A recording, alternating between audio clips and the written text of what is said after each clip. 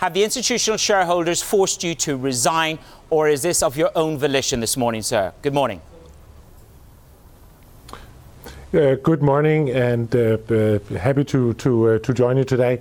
Well, clearly this is a discussion with the board, and that discussion has led to the fact that I will be leaving Pandora by the end of this month.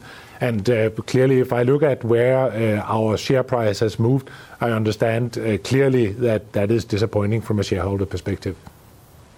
Good morning to you, Anders, and as Amanda says, thanks very much for joining us. Good morning. What do you think has gone wrong then at Pandora? There was little detail given when we heard a few days ago about the profit warning, little detail as to what was driving that. So what has been the problem at Pandora?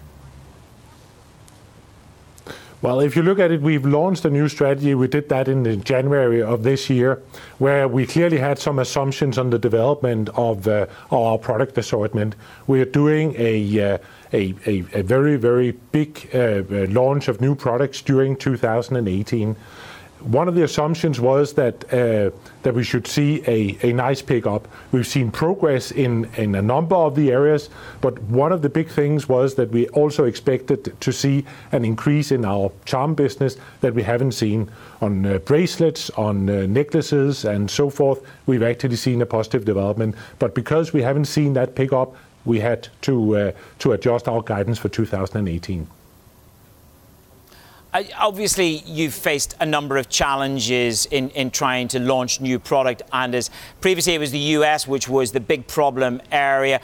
Just give us an insight into how the world is faring this morning. Absolutely. If we look at actually, and let me start with the US, we had a very nice progress in the US. We are actually back in positive like-for-like numbers in the US market. So there we've seen a very positive reception of the new products. But if we look at it across Pandora, it has been a little bit less positive than we had expected, and that's why we brought down our guidance. So EMEA in general, if we look at that, we've seen a slightly weaker development. So you say that the new launches did not lead to the pickup that had been assumed. Does that mean the strategy needs to change? I know you're going to be going at the end of the month, but in terms of what the next CEO does here, Anders, how committed are you to these new launches in 2018? Well, we are very committed, and actually the board, together with management, has confirmed the strategy. So we believe we are on the right path. And clearly a strategy is about doing a lot of actions, and you have assumptions around those actions, what kind of results they're going to deliver. We were a bit too optimistic in terms of how much the impact would be from charms. I think a positive thing that I see is that we've seen a good development of bracelets, and when you sell charm bracelets, a good starting point is to have a good development in your bracelets. But Anders, you have a backlog and you're cautious about that. You're talking about a reduction of inventory is going to be challenging. Is it not more that the industry has moved on more quickly than the strategy that you've implemented at Pandora?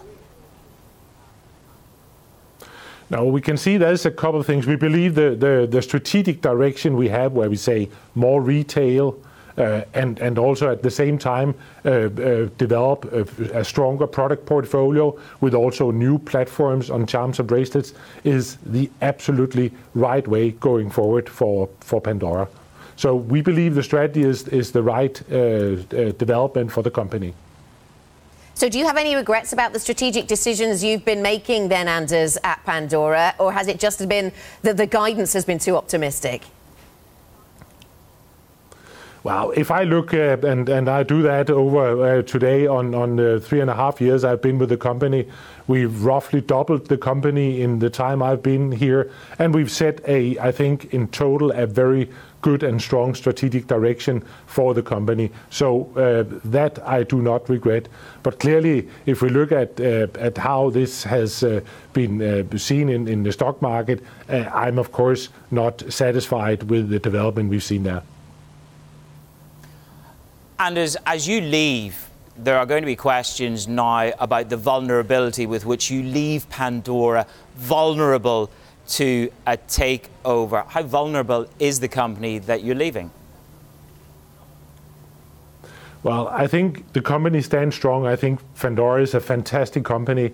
I've also agreed with the board that I will continue this month and make sure that we make as smooth a transition as possible. So the company stands strong, but clearly it gives some uncertainty when you have a change in a position like mine. Anders, first of all, and to close this interview, thank you for joining us. It's never an easy question, but if you had to change, honestly had to change one of the big strategy decisions that you made, where would you put your hand up and go, yep, I actually got that wrong, I misjudged that? Well, I actually think that we've done the right thing. So, and clearly, it's the situation has given me the opportunity to think about that. But I believe that we restructured the company. We have developed a robust strategy for the path forward, and I strongly believe in this strategy. So does the board. So I don't have a lot of regrets when it comes to the things we've done together in Pandora. Because this is not a one-man show. It is a big organization with a lot of people, and we work together to make both the plans and also the progress that we've done.